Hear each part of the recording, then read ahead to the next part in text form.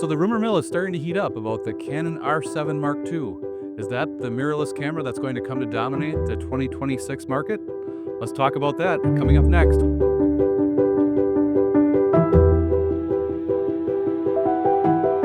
Canon is about to release the R7 Mark II, and it is one of the most hotly anticipated cameras of 2026. The rumors are starting to solidify just a little bit.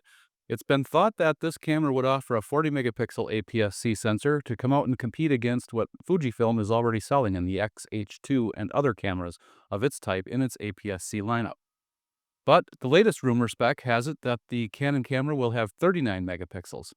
Is 1 megapixel less than Fuji going to be a problem for Canon in the market? Really, I don't think so. 1 megapixel here or there, that doesn't matter. What really does matter is whether Canon hits the rest of the spec the way it needs to. Will Canon have the best possible autofocus on this sensor? Will it beat the Fujifilm autofocus on its 40 megapixel sensor? I think if I were to speculate, yes, I think the answer will be yes. I think Canon's going to put the best of its dual pixel autofocus technology in this camera. And I think it's going to put the rest of its best possible technology in this camera. Now, why do I say that? The R7 Mark II will be the latest in the 7 series cameras dating all the way back to the original launch of the Canon 7D, way back in 2009. That 7D camera, when it came out, was the most technologically advanced camera that Canon was making at the time. It was more technologically advanced than the 1DS Mark III, which was Canon's flagship Pro DSLR. It was more technologically advanced than the 5D Mark II, which was Canon's hottest-selling first hybrid, somewhat accidental hybrid DSLR, shooting video in HD and high-quality stills. The 18-megapixel sensor in the 7D was a revelation. It had the highest resolution, effectively speaking, that you could get in the Canon lineup. And it still produced pretty decent image quality in semi-low light conditions, had great autofocus, and was really Canon's first true effort to knowingly make a hybrid camera that could shoot good quality HD video. Now, of course, that video and its overall image quality now is far inferior to cameras that have come out since. The 5D line matured into the R5 and the R5C, now the R5 Mark II, and those cameras have performed very, very well. Meanwhile, APS-C competitors from the likes of Fujifilm have come to dominate that market.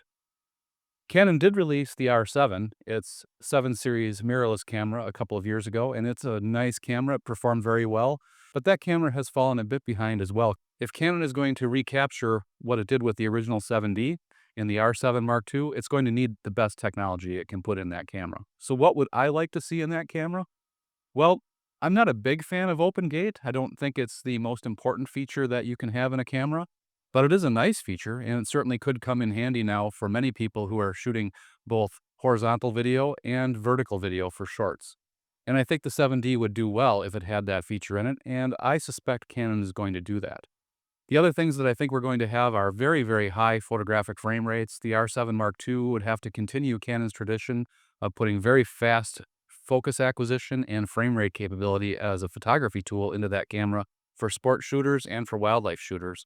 The APS-C size sensor, which might be considered a drawback compared to some full-frame cameras and people who like to use the full-frame format, and confess, I'm one of them, I nonetheless see APS-C as an important tool in our toolkit. We continue to use the original 7D because with APS-C, it gives a lot longer effective focal length on our long lenses for wildlife. We use a 350 millimeter zoom lens that Canon produced back in 1993. We still use that lens today. Technically speaking, it's the 35 to 350 f3.5 to 5.6. On the APS-C 7D, that gives us an effective focal length of 560 millimeters, making it a reasonable 560 f5.6 lens for wildlife. If we could mount that to an R7 Mark II with its increased resolution capabilities, that would be phenomenal as a lens for wildlife. And that's something we'd be looking forward to. Now, we wouldn't buy an R7 Mark II just for photography. But what I'm going to predict is that the R7 Mark II is really going to be the APS-C version of the R5C. Now, the R5C has been supplanted by the C50 and by the R5 Mark II, but it really was a unique camera in that it had great cinema camera features alongside its photographic capabilities.